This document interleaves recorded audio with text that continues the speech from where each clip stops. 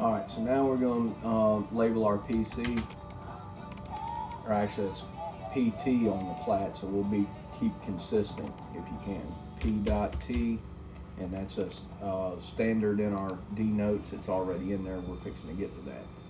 All right, so now we've got all this drawn. That's our lot. We're going to copy it. Actually, we'll just do a big window. Do a big window. And we got our border in there. We don't want our border, so we'll hold down shift and click our border and it'll unselect it. And then we're going to copy our drawing up here.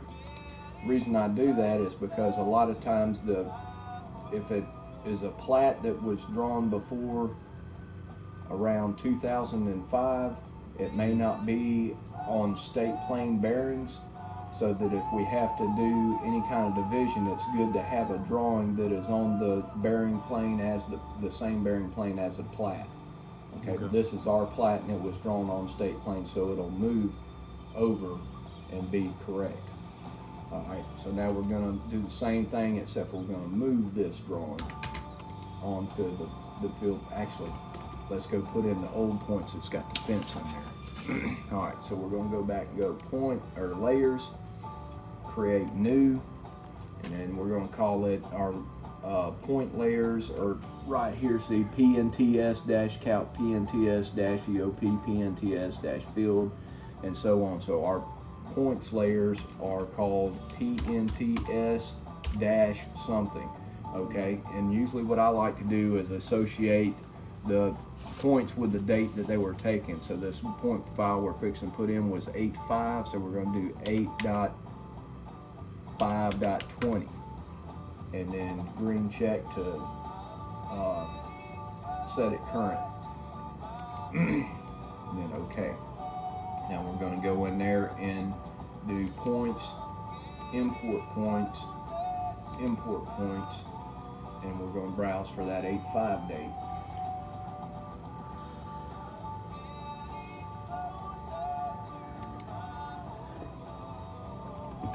$23980, and there it is. And then we're going to open it, and okay. Now we got this dude again.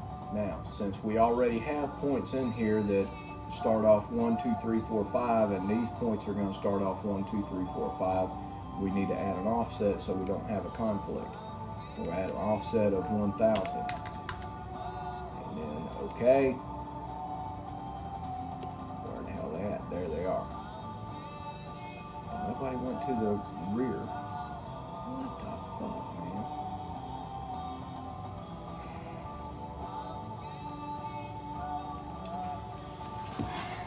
See, this is the stuff that is unproductive, man.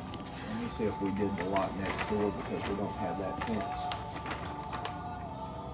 We did do the lot next door, so I'm going to open up that drawing and get that fence out of there.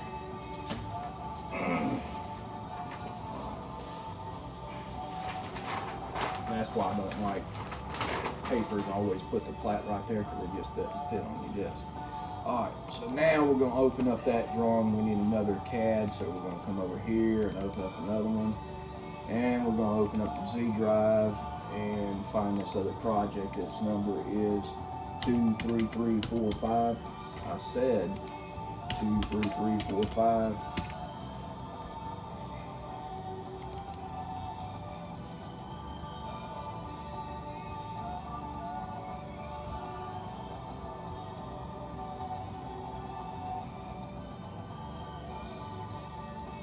Good morning, Ruth. Say good morning. And we're going to open that drawing.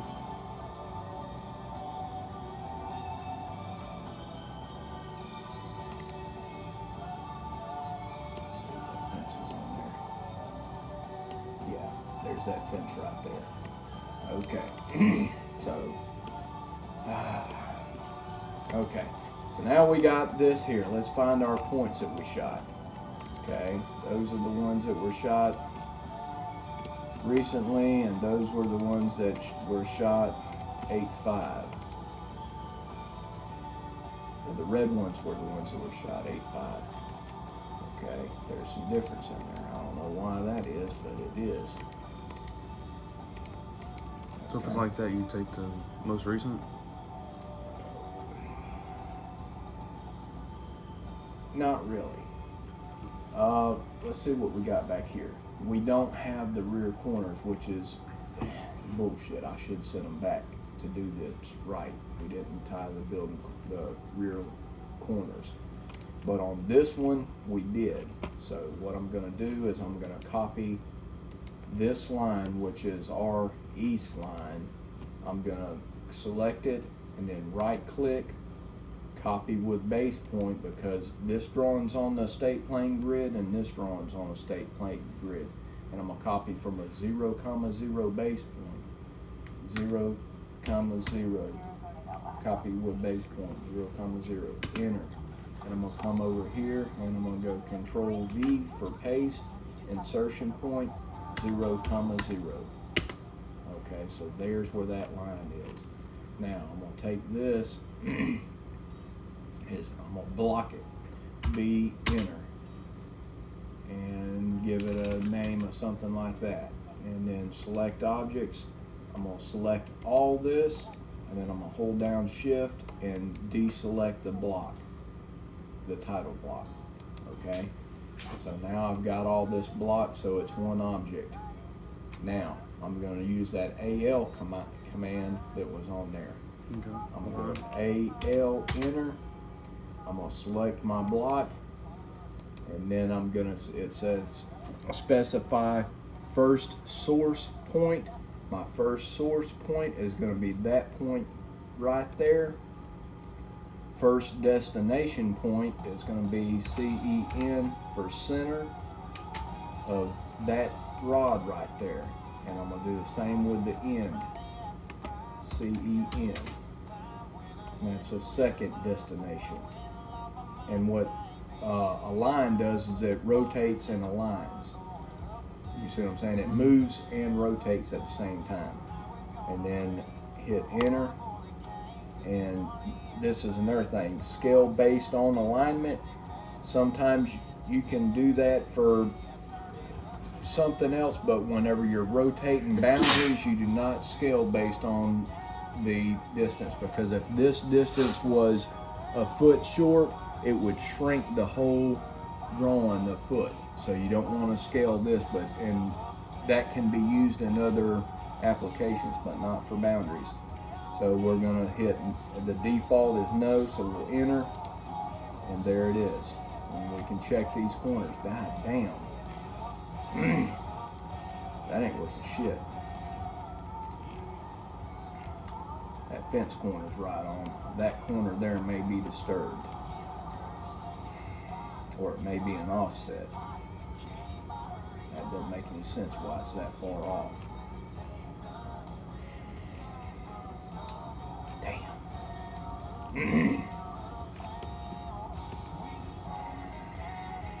That fence is right on the line, so I'm going to say that our alignment is good because we're fitting the fences, and that corner has been disturbed.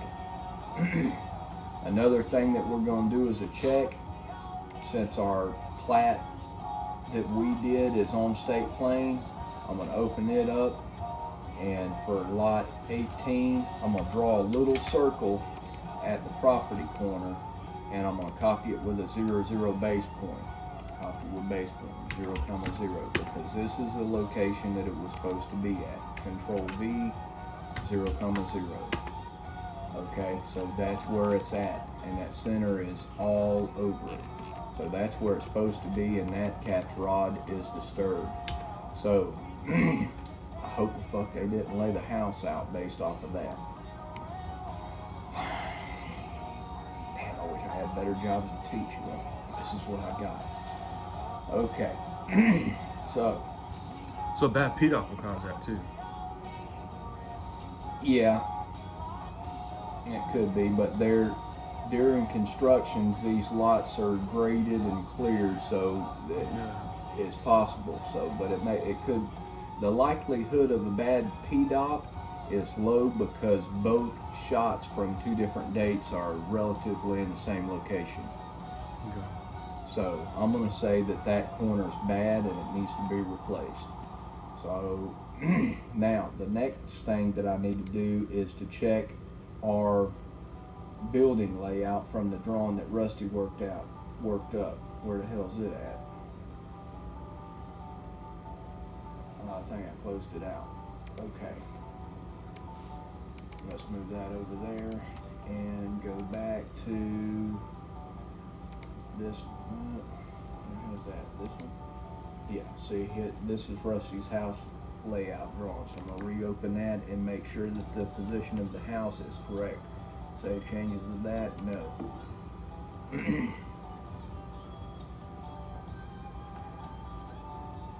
Okay. Alright. And to check Rusty's drawing grid, I'm going to paste that same circle that I did in this drawing to this drawing to make sure that our grid's correct. Control V, 0, 0, and I'm all over it. So our grid's good. So now I'm going to copy the building envelope into our drawing. Copy with base point, 0, 0, paste with base point, 0, 0, right there. Okay, so it looks like they staked it correctly even though that corner was wrong. I don't know how they did that, it baffles me. Because what you're supposed to do is to occupy a point with a total station and sight a point with total station and then turn. So if they did that, but they check shotted it with GPS, which is good. I don't know how they laid this building out, but the GPS shots check. Okay, so now we've got our building envelope on there and our drawing on our points. So now we're going to move our border onto our drawing and make everything else fit. We got to show our tie to our PC, so we need to give us room to do that. So we're going to say put the border right there. Okay, we don't have any overlapping text. We don't have any overlapping text. All right, so now we're going to escape out of that command. We're going to explode our blocked boundary. X for explode, I think that's on there. Okay, we're going to explode our boundary. And then we're going to draw a rectangle for the perimeter that we want to exclude from our border. Just like that. And then we're going to come over here just about like that. And we're going to get rid of all this extra stuff that's hanging out. Trim all that out, TR. Trim that out, trim that out, trim that out. And that's it. And we're going to delete our rectangle. We're going to move this text here over so that it fits on the page. And we're going to delete that and move our piece of our curve, showing that it will be tied to the PT of the curve. We're going to put it right there. Okay, we got a little bit of our tangent. We're going to trim that off too. Boop, like that. Trim that out like that. Okay. Now, since we cut this line, we need to add a broken line symbol in there. And I use a SPL for spline. And then I'm going to go nearest to right there, to right there, to right there, to right there. And then we'll trim that out. Okay, so that shows that's a broke line. Like that. And then we'll do an MA for match property, put it on the right-of-way layer, and there's that. Now, we got that. We need to put some dimensions on our building envelopes. Go up here to dims and do our align dimension from there to the right-of-way. 20, 50.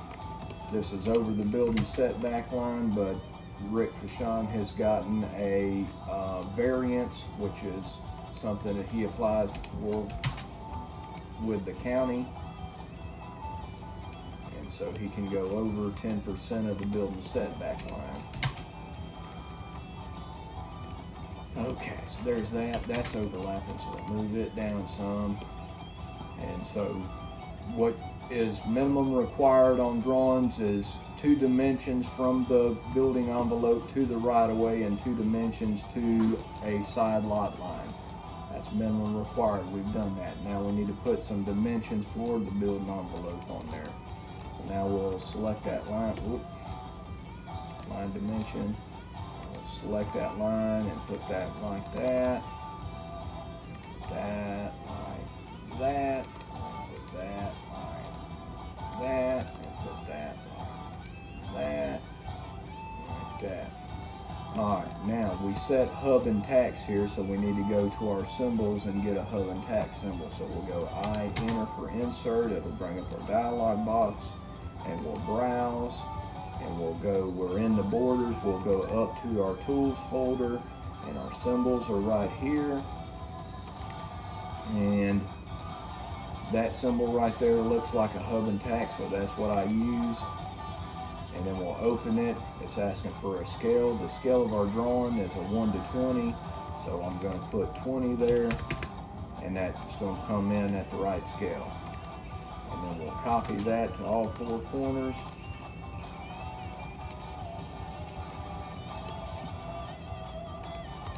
Alright, so we got those on there. Now we need some property corner. Actually, let's move this over here, that, over there like that, and then we're going to change our layer to points count, and these up here are your point buttons. That one right there is to manually create a point, means you just select that and you can click anywhere and make a point. So we're going to go to the intersection of that line, and then it's asking for the description of the point. We're going to type in SET and no elevations, and there it is. So now we've got a point corner for them to set, and we'll note on there to pull those other ones because they're wrong, and I don't want nobody to get screwed up out there. Alright, these rear corners should be in. I don't know why nobody tied to them. I'm gonna go ahead and put them on there too. Set and set. Alright. That's right there in that vegetation. Is it? Yeah. I thought he cleared all that. I don't know, I haven't been out there. Okay. But it's vegetation. Right.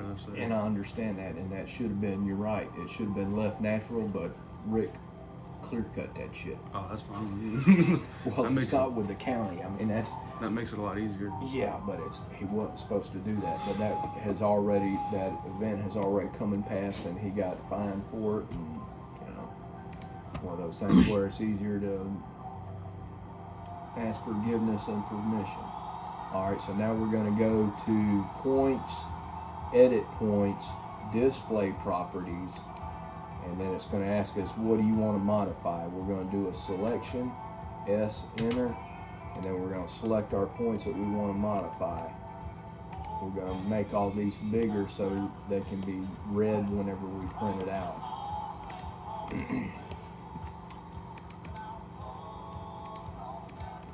Okay, those are the only ones we're concerned with, and we're going to make them a 1.5, just a little bit bigger so you can see them. Move them out to where you can see them, you get a grip and move them out. Alright, that's fine. That one needs to come out. Alright, now we're going to print what we got for a workup to go back and set that corner, pull that one, and set the ones in the back. So print. I don't know what I'm going to do for you a printer yet, but I'll chew that whenever I get there. This is the one on my desk, the Universal PCL6. And it's going to be on the legal. And we're going to do a window. There. And we're going to be a portrait, center of the plot. We don't want it to fit. We want an exact scale of 20. We're going to apply the layout so that it saves what we just did, and then hit OK. Now we're going to go to points, list points, and then select list all points, and there's all our points in the drawing. We're going to print those. Print, print, and OK. Now we're going to drink some coffee.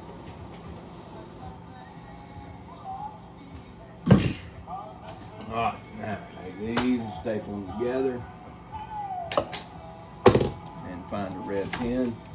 I don't know what kind of pen you're going to use, but I'm always red, so I know what I wrote and who did what. Alright, so these here we're going to write pool next to them because there's something wrong there. And we're going to circle the ones that we're going to set. And Paul did the last time, so we're going to write his name on there so we can send him back out. Okay, so that's that. We'll set that over there for now. Alright, now, next thing we're going to do is copy one of these dimensions and bring it down to about the middle of the lot. We're going to select it and go over to our properties, and we're going to turn off the dimension lines, turn them off. See, it turned off the leaders, and we're going to edit that text to say proposed building in Layout. Okay, and then we're going to go change our layer to back to dims, and we're going to add some leaders. Let's find a good one. How about right there? We're going to put a leader right there and call that hub and tack placed typical. And then we're going to move that text there down so it doesn't overlap. Now, so we're getting close to being done with this one. Now we need to put our corner symbols at all the corners. We're going to copy that one. This symbol right here is our standard symbol for corners that we set. In all the drawings that we do, that's the symbol we use for corners that we placed. Alright, so we're going to put one there, put one at the PT. They didn't shoot it, but that's our subdivision, and that was set by us. And put one there, and that one's got one. We do have this fence we need to add. So we'll move it out so we can see where it is. And that fence is an outside. Up here, it is an outside. There's not one up there. So now we'll come over here to our layers. Fence, you got chain link, hog, and wood. That's a wood fence, so we'll select that layer. Well, we exaggerate these lines so that they can be seen which side they're on. A lot of times if you click it to the point, there's not a gap enough in between the line for whenever you print it to see which side of the boundary line it's on. So we exaggerate it some. And we got a general note that says that. So now we got that one. And then we'll exaggerate it there. Where's our other survey where we did the lot next to us? That one. And that fence was off of us by 2200. So we'll come down this line here, about like that. Okay. Now we'll select the lines, the fence that we just drew. We're going to change the line type on the fence to 0.4. That's standard. The right-of-way line type scale is 0.2, and the fence line type scale is 0.4. And I'm going to move this text so it's not in the fence. Alright, now we're going to dimension it. Go back to our dimension layer and do us a dimension. We can click on that point there to show how far back it is off the right-of-way. Put that like that, and we're going to get one from there perpendicular to there and put that like that. And then we're going to do DI. That's on your list. So DI, if you hit DI, enter, grab the point and go perpendicular to the boundary line. Down here at the bottom, it tells you what that distance is, 0.51. So we're going to edit this dimension to say 0.51 feet. Okay. All right. Now we're going to do the same back here. Perpendicular. Perpendicular. That. Okay, and then we're going to DI enter from the point perpendicular to the boundary line.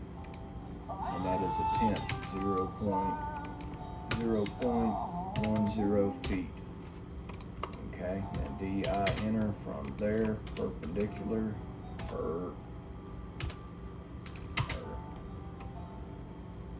I said PER, boot, and that's 1200s. 0.12 feet. Okay, and then over here, that drawing said it's 0.22, so that's what we're going to use.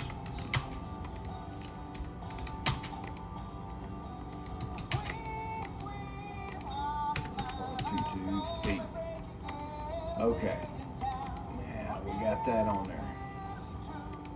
Another thing we need to do is call out what that is, so we're going to put a dimension on that line like that, and then we're going to do a MA for match property of that dimension to that dimension, so it takes off our lines. We're going to edit text and call that 6-foot wood fence.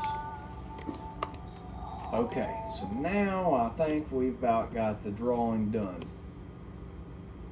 See anything missing?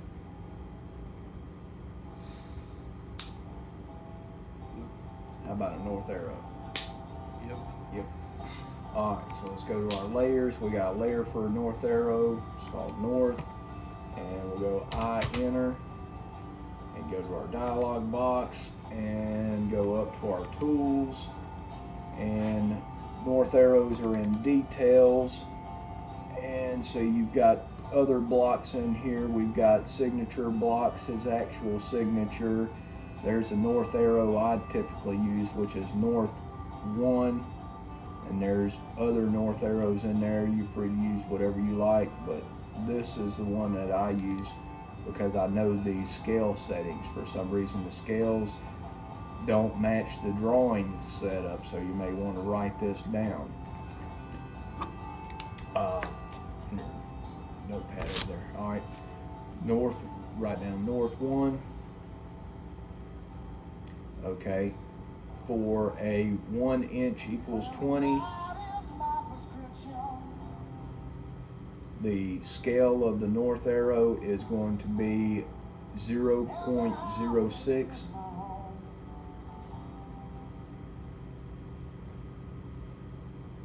The scale for a 1 inch equals 30 drawing is going to be 0.08.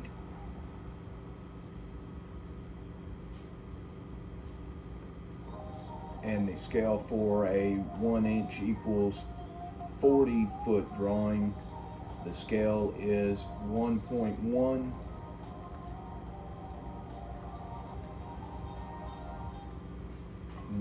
One inch equals 50 feet is 0.15. So 0.15? Yes. And 1 to 60 is a 0.18. 1 to 100 is 0.3. Alright, 1 to 60 is what? 0.18.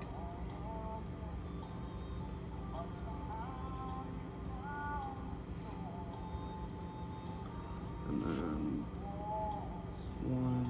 1 to 100 is 0.3. and you can just multiply those up by scales. If it's a 1 to 200, it'll be a 0.6. If it's a 1 to 400, it'll be a 1.2. So, all right, so we're going to 1 to 20, so our scale is going to be 0.06. Cute little north arrow like that. All right, so now that drawing's done. This is a good time to save what we did. Save what we did. All right, so now we're going to copy our border over to make our second sheet. Okay, and then we're going to do a EA for edit block with attributes. Is that on your list? EA.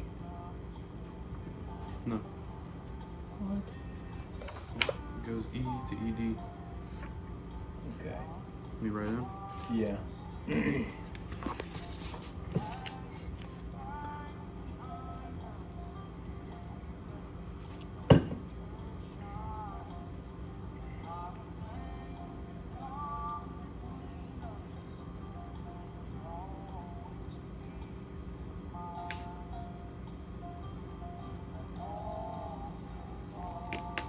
Alright, so now we're back in the block with attributes. It's going to let us edit things. So the only thing that we need to do is change the sheet number to 2. So we're going to go next, next, and then sheet number is going to be 2. That's done. This is where our general notes go. So we're going to go to our layers and go T for text and T for M text. And do us a window for our text. And now you click this down arrow right here for options and import text. Okay, and I'll set this up to where your default will go into your tools. Okay, down here we got our general notes. We'll open that and it'll bring them in there. Okay, now click out to the side because whenever you're editing text, it doesn't like to pan and move smoothly, so it's best to come out of the text editor if you need to pan around or move. Okay, the first thing that goes on the general notes is the bearing reference. Okay, so we're going to put a bearing reference on our north line. That's too big, there ain't enough room, so we're going to bring that down to a 3-foot height text and move that up to there. We're going to copy this text and call it, move it over about like that, and we're going to call that reference bearing. Reference bearing. Okay, and that's south 8713. That's about all I can remember. The first, we got 2 number 1s on here. For drawings that we have a reference bearing that is relative to state plane data that we collected, we'll fill out the first one. If it's going to be a bearing reference to a plat or a deed, we use the second one. Okay, and since this is a plat, we're going to delete the first note and use the second one. Delete that one. Bearing shown here on our reference to assumed bearing of what I say, I forgot. South 8713. South 8713. What's the rest? 23 east. 23 east along the north line of the property as per the plat recorded, record plat of Huntington Creek as recorded in plat book 19, page 33 of Public Records of Escambia County. The survey datum shown here on is reference 2. Copy that. Copy and paste over the description as furnished. Paste. Reference to the record plat of Huntington Creek. Okay. Next thing's cool. Alright, We got to figure out the flood zone. So now we got to go to the Escambia County GIS website.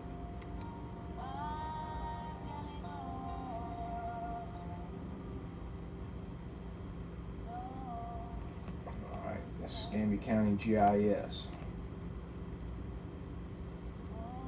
Okay, there's our address right there. We're going to hit the binoculars and then change that to search by address.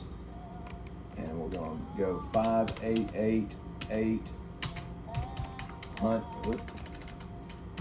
Huntington Creek. Pulled it up right there. Go. Right there. There's our lot. Now we're going to go up here to map layers.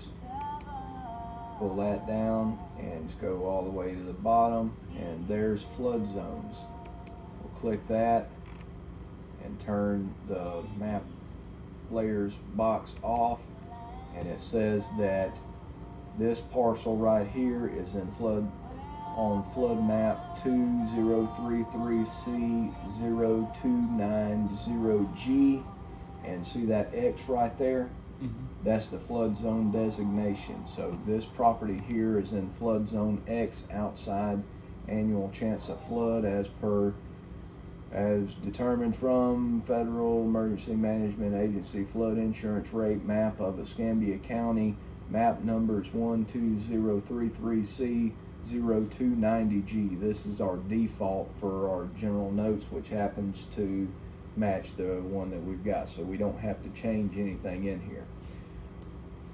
The flood maps for Escambia County all have the same prefix, which is the 12033C. Santa Rosa County is 12113C.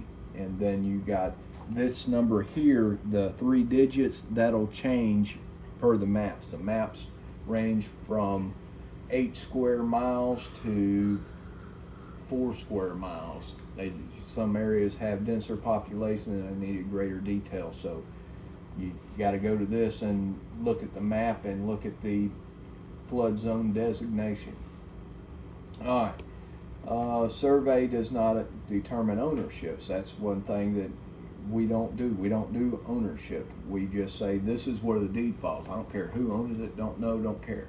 But this is where this deed is.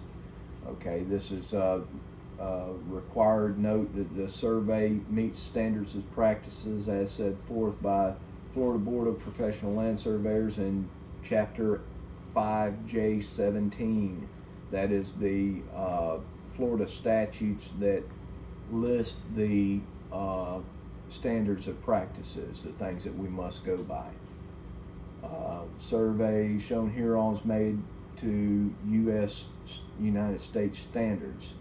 Measurements of all buildings, foundations shown hereon do not include concrete footers or eave overhangs. Fences shown on here may be exaggerated and not to scale for clarity purposes. That's why I was saying earlier we exaggerate them.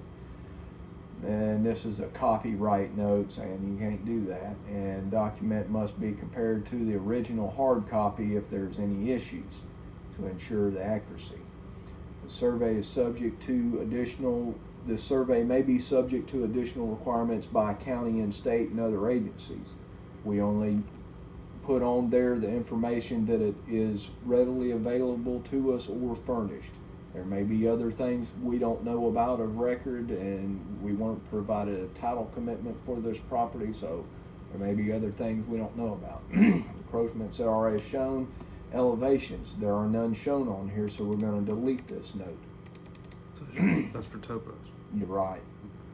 This is the elevation shown here on a reference to North American Vertical Datum of 1988 from Escambia County Geodetic Control Point, stamped ESC 4075, having a published elevation of 10905 based on the Escambia County, Florida GPS network survey performed by Basketball Donovan Inc., dated 10/15/97. That's that point right up there. Huh? Is that point or? Yeah, right there. Yeah. Okay. And it's not a title survey either, and it's not a mean high water survey. These are just notes that I put in there so I don't have to retype them. So we're going to delete those because they don't apply. All right, so our D notes. Now we're going to copy our symbols. Copy that one from there, there.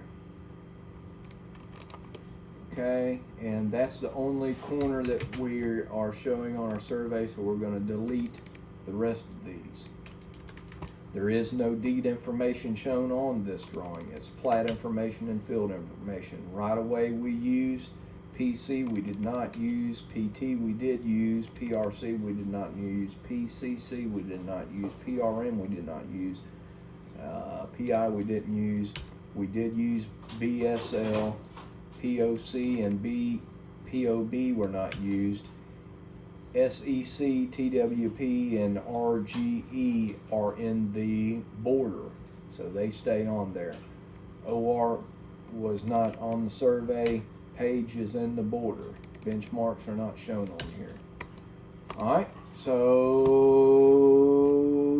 now we turn off all our points. Boop, boop, boop, boop. And trim out our property corners. You got to trim these out so that you can see what they symbolize whenever you print it. You got to trim out those lines.